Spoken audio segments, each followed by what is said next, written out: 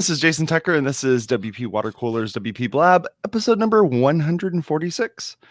Today, we're talking about marketing yourself by appearing on podcasts, and we're going to be talking with Warren Whitlock in just a minute. Let's before we get into that, I want to let you know that this particular episode of WPblab is sponsored by ServerPress. I'm giving myself a time to put it up here. ServerPress, makers of desktop server. We're also going to be talking a little bit about Kinsta.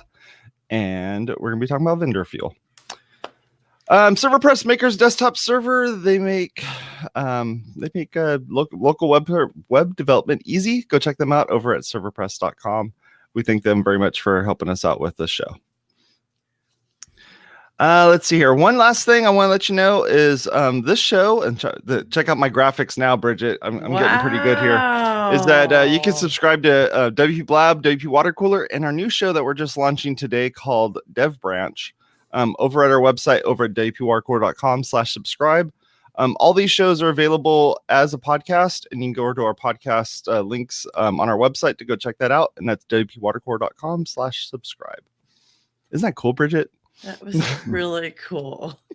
All right. How about you introduce yourself real quick and let us know who you are, Bridget. Okay. Hey, everybody. I'm Bridget Willard, and I do social media marketing for WordPress products and services. And you can find out more at bridgetwillard.com. Awesome. I'm Jason Tucker. You can find me over at Jason Tucker on Twitter. And I'm also available on... Let's see here. I'm trying to think of what would be something different that we can I can pitch here. But I know that because of the fact that we're doing this this Dev Branch show, you can go over to WPwatercooler.com/devbranch, and that's where we're going to be putting that show out there. So take a look at that. That's our monthly edition of a podcast we're doing just for developers. So we've really introduced ourselves. Warren, how about you? Tell us a bit about yourself. Oh, I'm Warren, and I'm here, and I have nothing to do for the hour, so I just thought I would, take up a third of your screen or a quarter of the screen. I guess what the background has as much space as me, so I'm here on a quarter of the screen, and chit-chatting a bit. I've been doing content marketing since 1969. Actually, content production. It wasn't marketing. I was 13 when I started to do it, and streaming meant it went through the brand new cable system in my junior high school. But it's when I started producing things. Was in broadcasting for a bit, and that's a few careers back. And so we don't want to go back farther than that. When all publishing was done on stone tablets and dinosaurs ruled the earth. But started with video back when it was black and white and giant cameras that you wheeled around a studio, and got online in 1981 and have been producing some kind of content ever since. So this is what I do. I open my mouth and it turns into content. And I've done a whole lot of tech stuff, owned a tech support company for 17 years. And for the last 15 years, it's been more or less publishing and a bit of helping some people that want to get known. So I hope that's right up the alley of what you're talking about today. My current passion is blockchain. I'm a futurist. I'm always looking what's in the future. I was into PCs when, about the same time as Jobs and Gates got into it, born in the same year, and did not get rich off of that one. Got a bit into PCs, got online very early, did not get rich off of online, selling stuff, but, I didn't invest some big thing and cash out with billions. One of the advantages of not really making it that way and, being the billionaire is that I stay in it. So when WordPress came along, I installed it right away. I've had, dozens of my own blogs and helped hundreds of other ones. And so I could be classified as a developer, though, I try to avoid anything that's code because I learned long ago that I don't care about the difference between a colon and a semicolon, or brackets or a parentheses, just it's there, you'll figure it out. And computers don't like to talk to me that way. So I don't get along with my voice assistant today for the same reason. I try to figure out the syntax, and then it just comes out weird. What did you mean? During our pre-show, we were talking about how you've been going on to different podcasts and kind of, using that way of being able to market yourself. Yeah. What type of work do you do, and how does that translate into being able to talk about it on a podcast?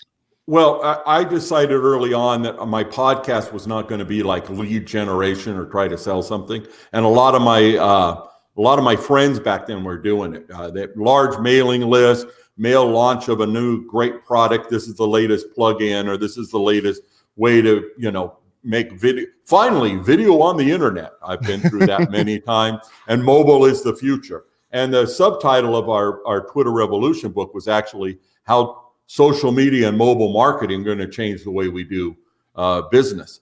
And that came out in 2008, first book about Twitter.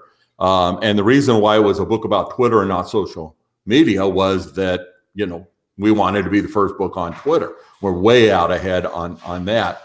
And so it sold well. I got a little bit known. And that's when I changed my focus entirely off of what's this going to do for my business, or how am I going to get known, and just go like, where can I give? And the universe is going to give back to me. The golden rule, there's a famous Zig Ziglar line, find out, let me see, that's another one. That's the third one. Well, I'll stick with Zig Ziglar.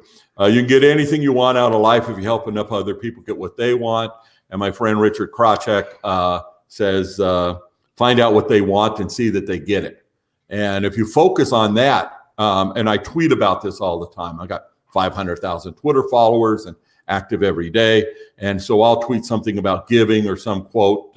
I use memes and meme cards, but only ones that are, saying something I want to say. Sure. No service of dumping a bunch of quotes on like a lot of other social media people would tell you to do. And so one of my favorite things is the idea of giving. You give before you get. Stephen Covey and 7 Habits of Successful People. The first, it's not the first one, but I think it's number 3.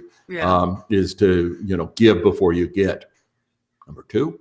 It's in there. It's in the top 10. I just met up with a friend that was head of marketing for him for 16 years. He said he never read the book all the way through. He'd attended the seminar. He knew about it. And it proves my principle that having 7 or 5 or 100 of things you need to do isn't what's important. We love to see these things. 100 great ways to do SEO on your website. You don't need 100. You need a few things and do them right. Yeah, we've been seeing a lot of kind of a trend here with podcasting. I mean, I've been doing podcasts for, I don't know, about 10, 12 years now, maybe more than that at this point. Obviously the time changes, and I have to keep up with it. But the idea is that we have these businesses that start up looking at social media or looking at ways of marketing. And what they do is they go, we should start a podcast. And we're going to use our podcast to do it. And we're only going to talk about our own products, and we're only going to talk about our own services, and we're only going to have our own people on the show. Maybe they'll get a customer or two in there that they have a good personal relationship with, and try to get them involved in it. But the kind of the focus on this particular episode was the fact that you don't necessarily have to run your own podcast to be on a podcast. You can. Like Warren, you and I have never met, but you're on my podcast. You know, it's like that sort of thing. I'll come back with a caveat on that. You having your own podcast makes a big difference. Because when I meet somebody and say, my business card says podcast host, like I have a business card. But if I had a business card, or when I did a podcast host, people are impressed by that. In fact, it was radio show host until I just couldn't stand Blog Talk Radio anymore. I like the idea. Instantly, when I heard about podcasts, I got it. I thought that was a wonderful term, loved the word, but didn't use it for the next decade because I thought most people didn't know. If you were in the podcast world, you knew about it. And if not, the rest of the world didn't know what it was. But 99.7% of the population listens to radio. So why not call it online radio? So I went with that, especially since I use Blog Talk Radio, and I was a big supporter of that, several shows and whatnot. And they interviewed me like this on, how to get your Blog Talk Radio show known. Right. And so, well, I mean, the thing is, Warren, a lot of people, they do nothing. yeah. And then all of a sudden they're like, I have a book, I should have a podcast. Right. And what we're saying is maybe you should be a guest a little bit, see if you even like it. Before you like commit and announce like this is, one of the most important things about being a host or a co-host of a podcast is waking up on time, showing up, setting up your equipment. Well, it's a job. It is a thing. Like there's a schedule. There are appointments. It's not as easy as it seems. And there's been a couple of times where Jason was absent and he goes, well, I'll give you all the access. You could just do it. And I'm like, sure, no problem. And then he's like, I'm going to be absent. I'm like, we're going to cancel the show. I'm done with that because I can talk to you and have everything set up, but I can't also be mixing and doing all the background stuff that he does. So, I'm very So back to my my caveat, I tend to like go off in other directions when somebody asks me a question. It's good. You guys are asking good questions. We're getting along great, but I've been on many a podcast where somebody was asking me 5 questions they ask everybody and, just reading them off of a card. And I go, that's fine. I'm just going to answer whatever I feel like, tell whatever story, which is kind of what I just did. Again, sorry, back to my caveat thing. I've noticed now there's even the question before that I didn't ever really answer, but we'll let that one go unless you catch it. But the caveat to don't focus on having your own show is I've done work with IBM. And when IBM decides to do something, the people are going to pay attention. I mean, IBM holds a convention and it's 20,000 of their own people out of the 400,000. And you get a really interesting mix of people there. They don't know each other. I mean, 400,000 is like a good sized city, right? And so they do things that are important for internal. One of the early things I met was a guy who was doing nothing but, they called them spaces, I think, back on Microsoft, and they had 9,000 of them, and they all had video. This is back in 2007. And I met that guy who was doing some fascinating things, and their intent was people had things to say in post other than, remember, social media was brand new back then. And when they caught it, and then actually they learned a lot from having Robert Scoble work for them. When they got it, they had 9,000 individual spaces, all inside Microsoft. Wow. And so there was a lot of reasons to produce the content but back to IBM, what they do is they'll hire somebody like me to produce something, and then they'll amplify it with a whole lot of IBM employees. And at first it was really weird. Like, why am I seeing hundreds of retweets? And when I go to follow who these people are, on Twitter, who is this person? IBM employee who never does anything but retweet things they're told to. Well, they have an advocacy program. They force that. And so it bothered me. And then after a while, I found out that, wow, that's reaching a whole lot more people because it's different people, maybe only 2 for each retweet. Yeah. And I would do it a different way, but what they do works. And recently, the last time I worked with them, they were giving me, I was getting 10 times as many views of a tweet as I did on my own, and I didn't notice that effect. They had gotten so good at it that they were amplifying in other ways. So, but the reason I brought up the caveat, there we go, that's 6 times I haven't answered your question. The real thing that they have is that when they produce something, they go looking for those customers and tell their own stories. And it is all inside IBM. So, to your point that talking about yourself, if you're IBM, you can get away with it. Right. That's the point. Yeah. But, they already have the brand awareness. They already have the reputation. Right. And they already have the audience, forced or otherwise. I've been involved in 3 fake shark things. 2 with the sharks there and another one pretending they were doing it. The sharks on the TV shark. Yeah. Right. At the IBM one, it was 25,000 people in a stadium, extremely well produced. The companies presenting were not near as they were interesting on their own of what the company was talking about. I enjoyed that part, but as far as entertainment value of the show on stage, I'm sitting 10 feet away from the shark because I'm there as the futurist VIP in the front row, and I'm I'm watching. I'm going like the sharks seem to be somewhat bored. And, they're listening to these bad presentations and they can't really, well, no, the thing is they wouldn't really invest because, that's the whole thing about the sharks. Right. Is you're going up to these VCs who could hand you a check. Well, these were all people that IBM had already funded. And, but that worked. It works so much better than the other times I've seen it, where you get, one of the sharks to be a guest judge in your startup competition or whatever. So it really, they set apart. And the other one that I use all the time as an example, Dole Pineapple. They were talking about the future of blockchain and some other technologies, IoT in the field, and agri-tech, something I follow quite a bit. And they have the Dole person come on. And when you're producing a show for 25,000 people live, those things are extremely scripted and everything that can happen. And it kind of turns me off. I much prefer to have this kind of casual conversation. But yeah, so that's it. So that's where like a real long way with 8 fake answers before I got around to making my point. But you brought up a good point though, that a lot of those companies want to control the message.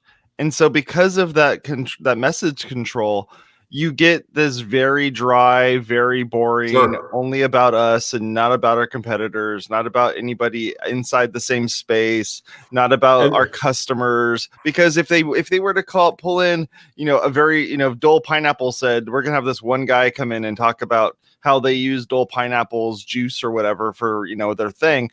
The guy could probably just sit there and talk about other things and what actually, it's like. Oh, yeah. By the way, they don't get to control it. The Dole presentation was not about pineapple. Right. It was about the technology being used that they had used and championed, and they helped their growers and some things like that. And again, it was a big picture. When you get into things like why does IBM invest in Linux? It's because it's not just the greater good, which it is the greater good, but it's really because that makes just very compelling content. And so going back to the other question I didn't answer, that's what I do. I just go out and help people create the best content possible. I didn't come on expecting to talk about IBM or Dole today. They just kind of came up in the conversation. And people ask me questions like, blah, blah, blah. And I go, look, well, I wrote this article and I'll share a link to it if you ask. But if you don't ask, it'll never come up. And I'm okay with that. I know, back to the karma thing, it works. And so, yes, produce your own podcast if you want. I'm always for another podcast. I don't care about that. I told the same thing. I want to work with authors. Go ahead and write the book. Most authors aren't hardly started on the book, and they've got 3 or 4 more planned. And then I say, well, what are you doing to promote it? What are you doing for your platform? Well, nothing. Start the podcast first, and then create the episodes. Turn them into blog posts. Get them edited, and then make the book. That's okay. Right. Or if you already have a book, start touring. But I mean, once you got content that's out there that you can point to, you should be, I would say, double the number of times on somebody else's podcast that you're on your own. And because people are building the thing and then the audience instead of building the audience and then the thing, which is always backwards. Yeah, because marketing becomes this giant afterthought. Yeah, just go help people. But it's true everywhere. Developers, and WordPress is a great example. I meet these wonderful people that have produced plugins, okay? And sometimes the plugins I just love. And I meet the guys running and why haven't you put more into it? Well, we don't have any room for marketing. I'm going like, what do you mean you got 100,000 downloads? People obviously like your stuff. Why did you do it? Oh, well, I did it to build my business, to show my stuff. Well, I quickly found out that a good developer will have people knocking down his door if he's got a successful plugin. And that kind of is marketing. The plugin is his content. but it could be so much more. And you see a few companies go out and get, I need $79 a month for this plugin to WordPress. And on the surface, I just laugh. What do you mean? A plugin's nothing. Themes selling for, hundreds of dollars. And the reason is that they develop a reputation and you can trust what it is. And somebody doesn't mind writing the check if they trust who you are. There's a rapport and they feel like they're going to get something out of it. Well, right. And when you buy a theme or a plugin, you're buying support and upgrades too, because are you? Yeah. Maybe you're shopping at a different place than me. Well, I mean, but let's stay a little more focused, Warren. You're kind of going rogue on me here. Now listen. So let's give some good advice to some people. Okay. So our audience is mostly WordPress developers, and we want them to raise their prices, by the way. But anyway, I'm all for that. But here's the thing. Unless I'm buying it, I'm all for you raising your prices. So here's the thing. Like Gary Vaynerchuk always tells people who want to be public speakers and get paid for it, just do it for free. And you were talking about giving. So can you give some like pointers for people being a guest, how to approach a podcast and be open to being a guest? Yeah. It's so I'll share a few things. The first of all, it's not free. You're getting paid. You're getting a link, and that is just super valuable. So if it, it's got to be part of your SEO strategy. I have, many thousands of links to me because what I do. People ask like, well, do you make any money off of all that Twitter stuff you do? That Twitter stuff. Why would I be online if it wasn't to make some money? Yeah, talking to you guys is all nice and good and everything, but I'm here because it's business. I know that when somebody sees this and they think, gosh, that guy really knows his stuff, maybe we ought to have him as a guest. Maybe we ought something like that. And so let's do the first thing that I would recommend. Anybody watching this and decides they need a guest to talk about anything, maybe not what you wanted them to talk about, find me, type my name into Google. I'm everywhere. So, let's connect. And yes, I will be on your podcast. I don't care if you have only 12 listeners. I kind of like the cutoff of 12. And I would like to know that you're actually going to do it. You don't invite me and then don't show up to the appointment. Or where we're getting ready to start a podcast, will you support us? No, I'm not going to do those. But if you have a real podcast and you've had more than 2 episodes, yes, I'm always going to say yes if I can make the time work. I just did one. I did one last week where I could have sworn that the kid coming on was, saying my dad will be here in a minute. And we did a podcast. He was intelligent. I guess he was in his 20s, but he looked really young. And he looked like 12. And all the whole time I'm looking at his picture and going like, what am I doing here? And I checked out, his podcast is well done. I don't know how many listeners he has. It doesn't matter. He produced graphics about it, things I could retweet easily, and broadcast it out through whatever social media he had. So it's important that the podcast is shareable for you as the guest. It has to be. Yeah. I've seen you guys sharing some stuff about this happening. I haven't, I think I retweeted one of them, but I don't normally go looking for you get something like this. Yeah, that's the one.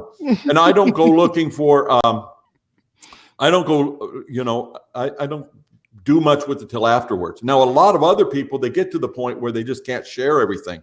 And I'm kind of there, I'd like to support you, but I'm not going to share every podcast that you do, just the episode I'm on. It's a practical thing. It's not that I don't want to give more. It's just so much I can do. And what I'll do is when I find a good one, I'll put it into a rotation where it gets tweeted, randomly every 6 weeks or 3 weeks or whatever. I program my Twitter feed like a radio station. You keep playing the hits. You don't play a record once and then say never again. That's how old I am. When I was a disc jockey, they were records. And that's it. Find good content, produce good content. And boy, being a guest is like hard. Easy is comment. So you like this show, you like what we're talking about, comment, ask a question. move the conversation, or I assume you allow comments someplace. And you don't have to worry about, do you get a link or anything, because the system takes care of that. If you're link spamming, people don't like that you say, well, check out my show. They hate that. On a forum, you're allowed to use a SIG. So, under your signature, that's allowed. But usually, your profile has a link on that same platform, and then it goes out. But what happens is Google follows that. Yeah. And same with tweets. If I tweet about this show, it's going to rank for the keywords, over the next week or two, because Twitter goes right to the top of the search. They've actually cut it out, because at one time it was like everything on the first page becoming Twitter. But now it's a carousel. Yeah, I've got a large a large following, and I'm verified and been doing it for a while. So, have some authority in doing that. And so that's good, but that's not going to make or break your podcast. I'm going to do it. It's the right thing to do. But the more I comment like that, the more I literally go out and construct a search.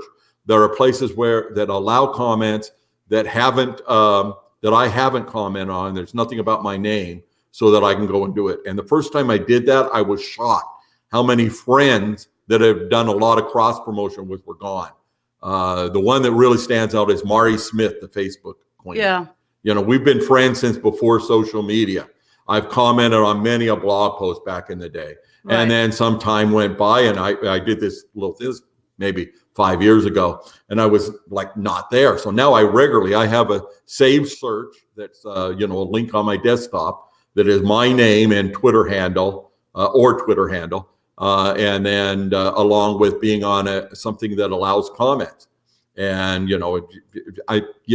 I figure out the syntax. I can't remember what it is, but sure. Once you get that, every day you go up and you find it takes a few days for them to appear. But if you do it once a week, you'll find another 10 places to comment.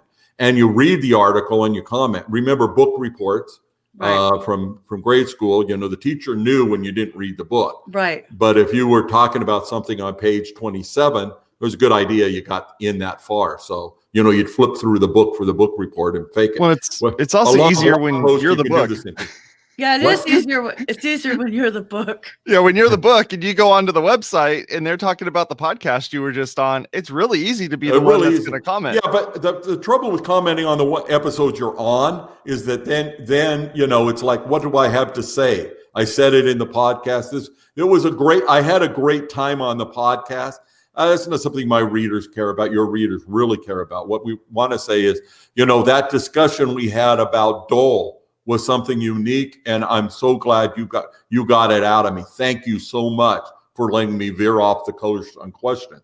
Well, now somebody's wondering what the heck about Dole, well, especially if they eat pineapple. Okay, what's going on? So I'm trying to distill you. I'm distilling you. So the first suggestion you have is that the podcast is self-assurable, and that the forum where it exists allows users to comment. Right.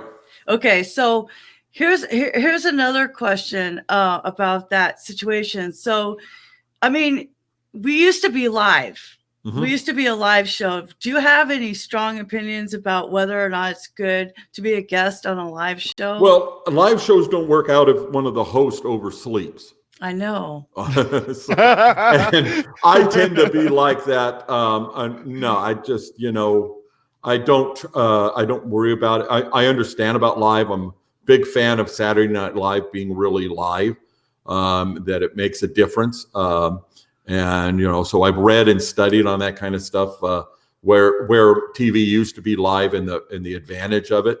But, and what she's talking about with live is that we had like live people hop on and off the show throughout the entire thing. Yeah. And it was tough. No, it's a lot more work. Why bother?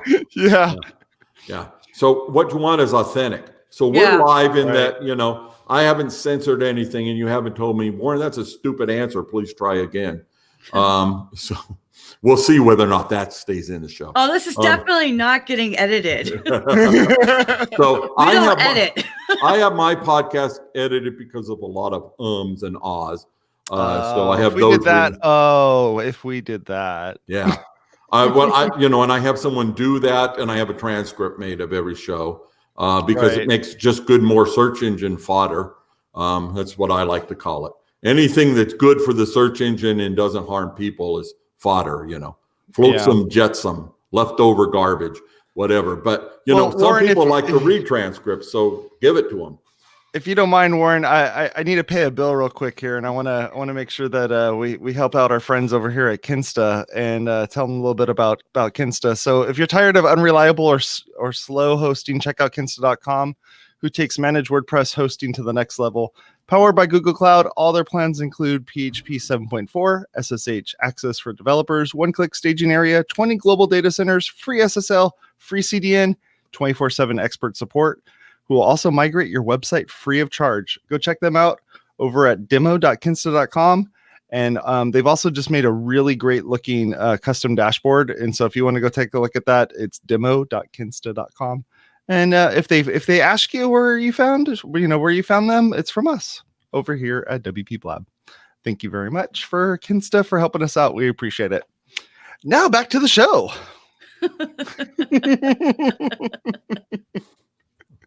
Great. Well, we won't edit that part out. No, definitely not. Definitely not. Being authentic and being a real person is what people are looking for. Connection. This is what made social media work more than anything. There's a lot of people who say, it was a government construct or plot, or, big tech is taking the ad dollars and are stealing our data. But really, it really boils down to, we all want to connect. If we didn't, it wouldn't work. We wouldn't agree to those licensing agreements and sharing of data and all that. It's because I want people to see the picture of my grandkids, and so now personally, that's it. That's my thing right now. One grandkid, who, is the cutest thing in the world, love to share a picture, blah, blah, blah. And up until that happened, I wasn't the kind of person that did that. By the way, I don't talk about my kids on social media. I have the advantage of they were all grown before we got to that. But I'm there for business. I'm there for conversation. What I found out is now I go back to people that I hadn't talked to in 40 years, and they all like to have the conversation. Everybody wants to connect. That's why comments are important, and that's why social media work. People want that connection. Yeah. They don't want to blast. So going back to what you guys were saying about a corporate podcast, just putting out a whole lot of information about the corporation. There are fans. If you're IBM, it's a huge audience. And if you are Joe's dry cleaner, says people might be looking for cleaning tips, the FAQ kind of thing. It's right. Not that there's something wrong with that. It's that let's engage. Let's be real people. I'm currently putting up on my Twitter account every day, or just about every day, follower of the day, #FOTD. And I've been wanting to do this for years. At one time, I was going to make a blog post, create more content, right? Maybe a live video talking about it and doing that. And I gave up, I'm a combination busy and mostly too lazy to put that much work into it. So I just decided a couple of days before Christmas, actually, on Festivus Day, to say somebody was my follower of the day. And I picked out a random person who liked or retweeted or commented on what I was saying, because that was an easy way to find somebody that was engaged, reward them for being a loyal follower. But really, it doesn't matter. I have 500,000 followers. I could pick any of them. I turned it from follower into friend of the day, because I wanted somebody that I followed and had some kind of conversation with, and tried to find that. And I have conversations with people all around the world that when I'm in it and doing it, I'm thinking why are we bothering? But then every once in a while, something happens. First of all, with the friend of the day, I started finding out that those tweets got a whole lot more viewership because they were shared. Actually, the views were way up. The engagement, not necessarily so. People see it, and if they don't take action, they go on. But the level of engagement, especially if I say, Bridget's my follower of the day, and Bridget writes back and says, thank you, that makes it a conversation. Those always rise and get more views. And then we talk about whatever. You know, what we're talking about is not near important as we're having the conversation. And I figured people will remember that somebody cared enough to make them the friend of the day. Yeah, that sounds like that you could definitely take that and spin that into podcast episodes as well. So those people become guests too, especially if you know, see, like with us, when we're looking for folks that come on the show, we're hoping that they at least know how to use their own computer and that they may have talked into their computer at some point. And as long as they've done that, which now at least, that's a low threshold. Yeah. Headphones are important. Yep. And so the idea is that if they don't know how to use that, but they have some really great content that they could sit there and talk about, we could actually have some good conversations. You got to make sure that those folks are able to get on there. So I think if you want to be a podcast guest, you need to make sure you at least have those pieces together. You either have a microphone or you have what Bridget has, where she has a microphone hanging off of her headphones, or you have, I have a microphone too. You have a microphone too? You don't want to use that microphone that's on your laptop. And, Warren, we were talking about that during the pre-show, but it's like the laptop microphone is probably the one that's going to pick up the most noise. It's going to pick up every time you touch the desk, every time you touch the keyboard, and every time you try to reply to some tweet or something that comes in. Or if you get bored and you start checking your email, all you're going to hear is clickety clack, clack, clack, clack. It's just going to sound like this the whole time. Yeah, that's just bad behavior. That's they're omnidirectional, and that's why they pick up everything. Yeah, I use a studio mic. I usually try to talk right into it, and I've had to do shows where you had to go to the right place at the radio station where the transmitter was. Right. And so that level of experience, I think I'm extremely sloppy now, by the way, this is not a brick wall behind me. It's a green screen and it doesn't cover my whole shot. But many times I'll leave it green. I intend to do today till Jason pointed out that this platform actually allows green screen. I go, well, what the heck? Put the green screen up and we'll go with that. But it's natural. It's me. It's the same reason why I'm honest all the time. It's way too much work to keep track of which lie you told to which person. Just a practical for me. It feels good to have integrity. Yeah. And it's the right thing, the moral part of it, but crap, this way is just a lot more honest. So I'm on here. I'm me. I have a whole lot of experience that helps. But, there was a time when I didn't. And I just went on and talked to people. I've helped people grow mail lists, readership for a book, blogs, podcasts, whatever you're developing, be it, code or other developments. And it's just a matter of getting to know people. And one of the basics of networking is just about anybody is interesting enough to have a lunch with. And, if they're not, don't do business with that person. They're boring, And if somebody's talking about themselves all the time, forget about it. I didn't bring out slides to show you of my granddaughter. Right. It's an interesting fact about me that we can talk about, but I'm not going to make you look at 40 slides of how cute she is when she's playing in my backyard. No, but talking about something personal like that does allow you to connect, especially if somebody does have a granddaughter and they go, oh, I have a granddaughter too. Yeah, my granddaughter's 6. Is she doing ballet or is she doing jujitsu? I was on a Zoom call once and we're sharing screens, right? And so I closed the browser where I was sharing the screen, and in the background was a giant picture of my granddaughter. And this person, we'd been having a business conversation, was going okay. And all of a sudden she just went, whoa, how cute. Had to tell me about her kid and things like that. We made a connection over that picture. Right. And it's called the ABX theory of communication. I don't see it taught much. Something I learned in college in the 70s.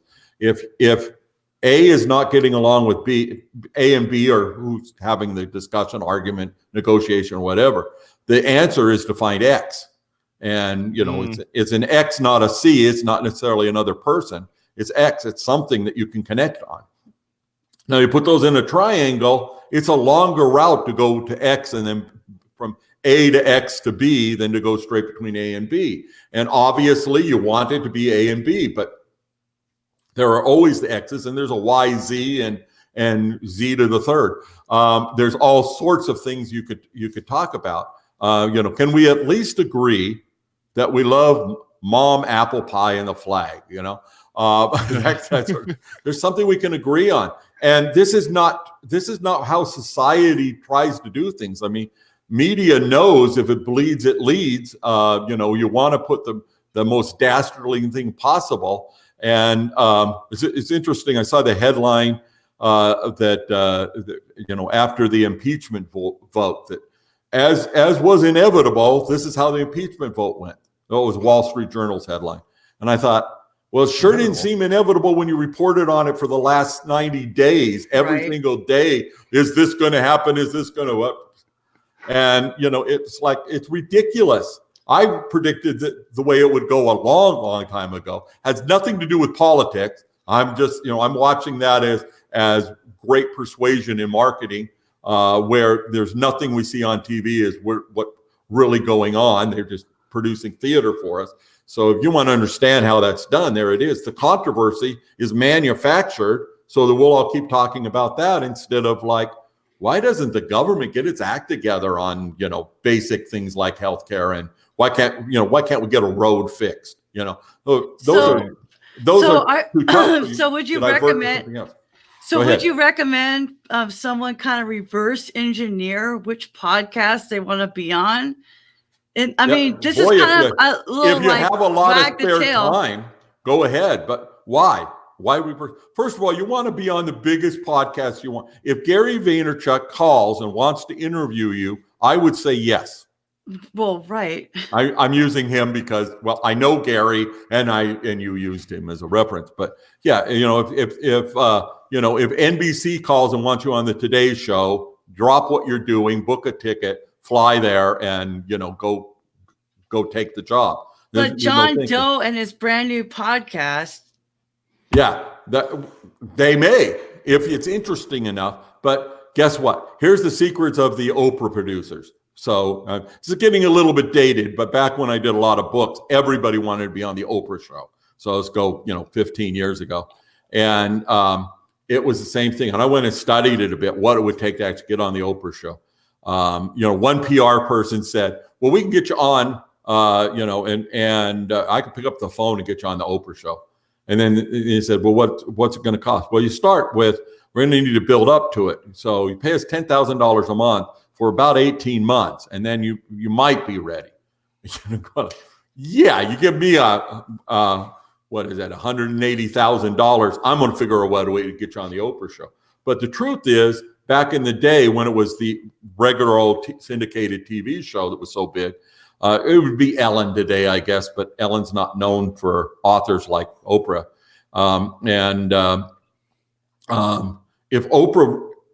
If Oprah was to read your book, she'd want to call you. And let's use it a modern one. Let's use podcast.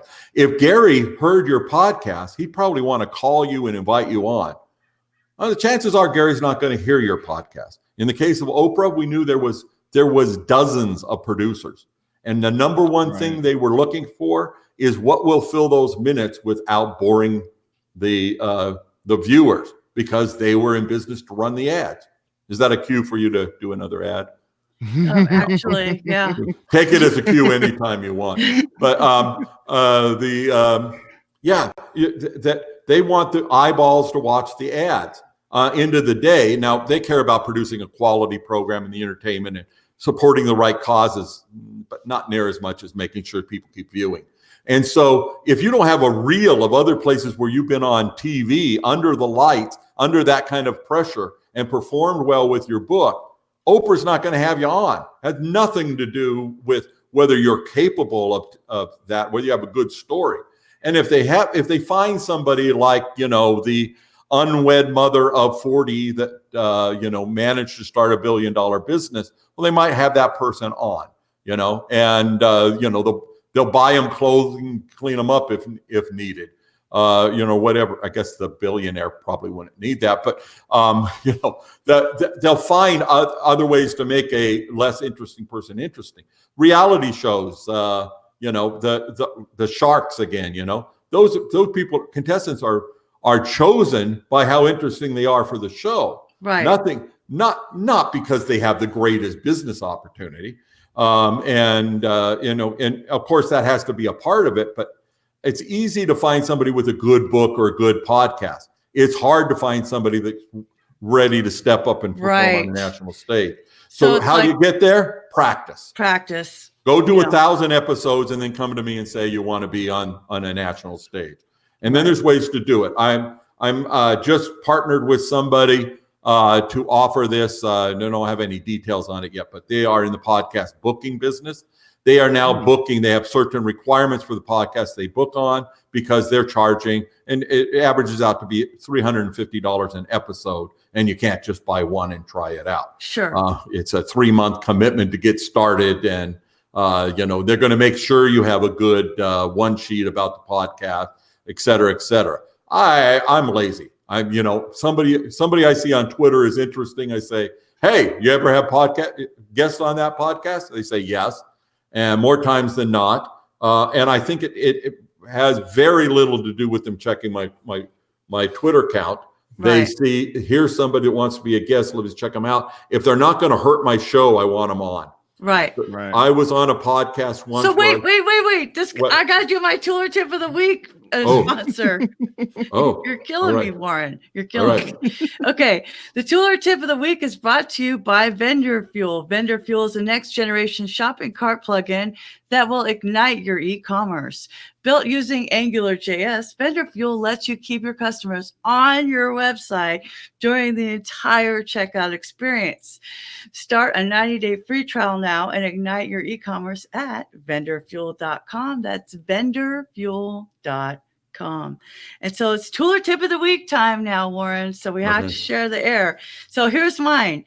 Netflix has this series called Abstract, and it was very popular last year. Now they have a new season, and it's about art. It's about art and design and functionality and life and how it all comes together. And I highly recommend it for our WordPress people to watch, because we sometimes forget about the context of how art lives and functions in our lives. And it's good to see these every single one of the episodes talks about something different. Like the first season had cars, and it was just fascinating to see how we do this. The second season I already started. I'm so excited about it. And we need to think about how WordPress functions in the world, not just as a database, but how is it making our lives better, different, easier, more interesting. And what I fear sometimes in our space, Jason and Warren, is that we don't talk to other industries. We don't integrate with other industries as well as we should. And innovation favors the connected mind, as Stephen B. Johnson always says. So it's very important to be connected, not just within our industry, but at things happening outside of it, architecture, art, design, that kind of thing. So check it out. It's on Netflix. Yes, it's great. And by the way, code is art. Yes, it is. Oh, yeah. What we say in WordPress is code is poetry. Yeah. Well, what types of things have you been looking at, Warren? Everything Netflix makes, everything Amazon makes is just so good. I stay away from some of the horror flicks and stuff meant for young adults. Interesting. I actually go looking for some young adult things. My secret passion, well, I guess it's not secret now, it's on WPblab, is programs designed for 20-something women that are not, I can't stand, this is on in my house because I live with women, but fashion and the Project Runway and, what not to wear, home improvement shows. I see a bunch of that things that I don't so much care for, but sitcoms based where there's 2 or 3, they're trying to recreate the magic of Friends, right? But for this decade. And it's so interesting to watch that because I get a glimpse of the changing world, not because these people are different than me, but just, but they are. I mean, and the other thing I do along those lines is I love to take Uber pool rides. I use a lot of Uber and Uber pool because who knows who you're going to meet. And that's why I don't take it. So this is curious. Because you're going to wind up with somebody like me that's going to tell stories for 20 minutes.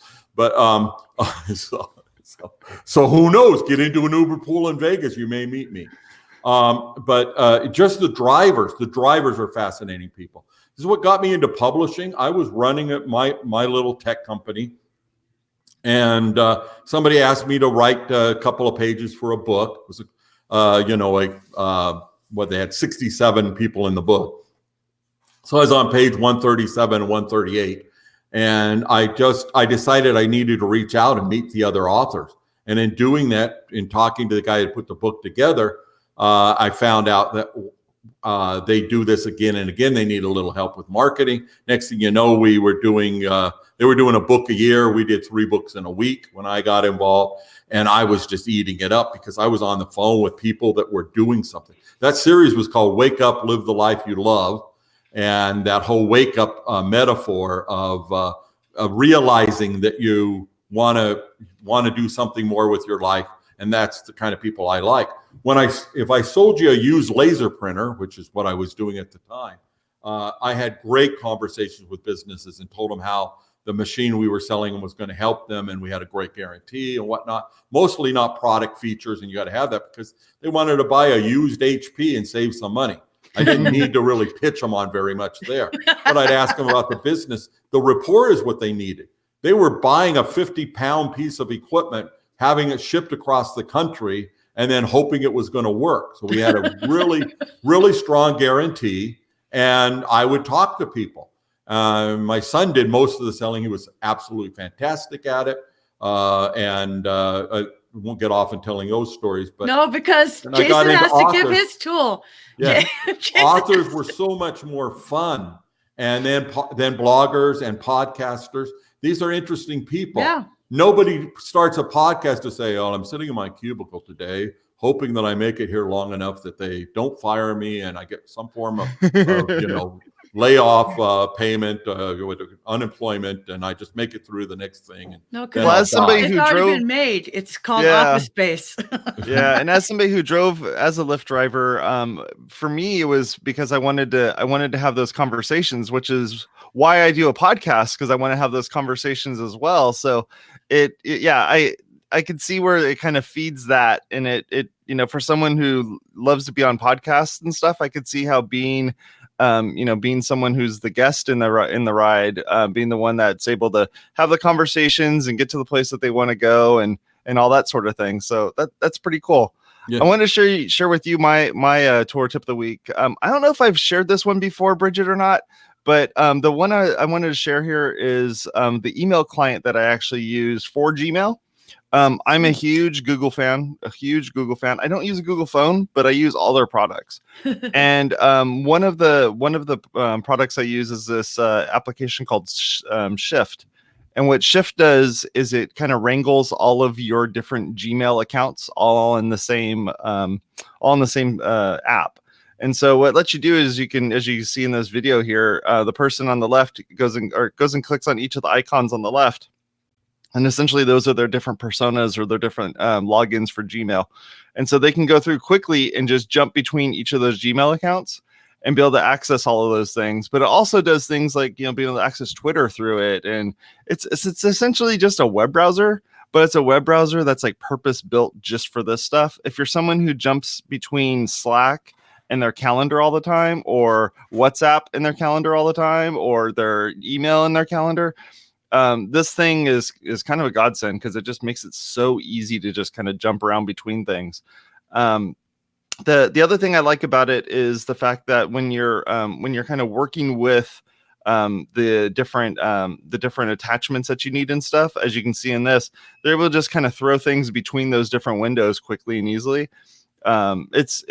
it's kind of changed my life because of the fact that I have so many email addresses, even at my work. Just the number of email addresses I'm having to manage, it makes it super simple to kind of fly through between them and kind of make everything work nice and easy. The one thing I did turn off in this app is the fact that it wants you to use it as a actual web browser. And I don't need this to be my web browser. I need this to be an email client and a Slack app, and that's about it. But yeah, overall, it's a great tool to use if you're looking to kind of wrangle all those things into one icon on your desktop that you click on, and it just opens and manages it. And it works with all the different things. It works with Boomerang and Grammarly and Dropbox and GoToMeeting and HubSpot, and you name it, they got it. So yeah, go take a look at it and see if it works for you. It isn't free. It does cost, but the cost itself is well worth it. Pricing wise, obviously at the time of this recording, they have a free version. It barely gives you anything that's really cool. But the advanced option of being able to just fill this thing up with email addresses, and I have like 10 of them on there, and being able to just kind of fly through those things. If you use a Windows computer, if you use a Mac computer, if you use Linux, it supports all of them. It supports all the Google services. It ties into a lot of the Chrome extensions that you're already using, because it's essentially using Chrome to make this all happen. And also they have this whole new thing with Teams, being able to use this as in a team environment as well. My team is only a team of 2, so we haven't really dove into this yet. But yeah, the Teams thing might be something that you want to take a look at as well. So that's Shift. You can go over to their website at tryshift.com. Not a sponsor, not an ad or anything like that. It's just something that I really, really love. And, to kind of bring this whole thing all the way back here, if you do want to sponsor this show and sponsor the stuff that we have going on, this Tour Tip of the Week spot is a great spot for that. We're talking about things that we love already. And if you want us to talk about your stuff right before then, it's a good time to make that happen. So get a hold of us. We'll be able to hook you up. Bridget, what else you got? We got a couple minutes here. We got like 3 minutes. We got 3 more minutes of Warren wisdom. What do you got, Warren? Never take a wooden nickel. I love it, Warren. I tell you, one of the secrets to understanding how life works is to just, do it for a long time. So, and I don't want to have a day that I had before. So today is already different because I did this. And the other thing is, right now I'm planning to live to be 120. So I'm about halfway through. And that may get upset at some point, but actually science right now is staying healthy till you're 90 or 100 is going to be a piece of cake. And I'd love to see what's coming. The future is going to be so bright. Don't live in the past, live in the future. Yeah, you can get anything you want out of life if you help enough other people get what they want. Really, go find a podcast you wish you were on and become its biggest supporter, and you'll get on. Yeah, that's I agree awesome. with that. I agree with that. I love. Wait a minute, I didn't plug my podcast before we ran out of time. My podcast is called Distributed Conversations. And I'm sure you'll put a link there along with my website. Definitely. I do the notes, but I start with, I'm old school. With paper, that's just fantastic. Yeah. And I'm Warren Whitlock anyway. And please ask me any question you want. I love hearing, boy, you were great on that interview, or you sucked. It really doesn't matter. Talk to me. But not near as much as I like hearing a question. Hey, you were talking about all this. Why didn't you ever answer this question? Please call me on it. I'll answer the question on Twitter. Usually try to avoid private messages because I can help more people if I post it in public. But Sure. Reach out to me, and if you want to hire me, then I got all the time in the world. Thank you for having me. Really Bridget, you want to close us out and try something different and have you close us out? Yeah. Hey, everybody. Thank you so much for watching. Thanks, everybody, for watching with Warren Whitlock. Go follow him at Warren Whitlock and all the things. He's been one of my social media heroes for a long, long time. Join us in this show. It's available on Apple Podcasts, Google Podcasts, Stitcher, any place that you love to hear your favorite podcasts. And WP Watercooler is also on iHeartRadio. So definitely find us everywhere you like all the things, comment, tell us what you love, tell us what you hate. We love the engagement. But thanks for sponsoring Server Press, Kinsta, and VendorFuel. And we'll see you next time. Bye, folks. Bye.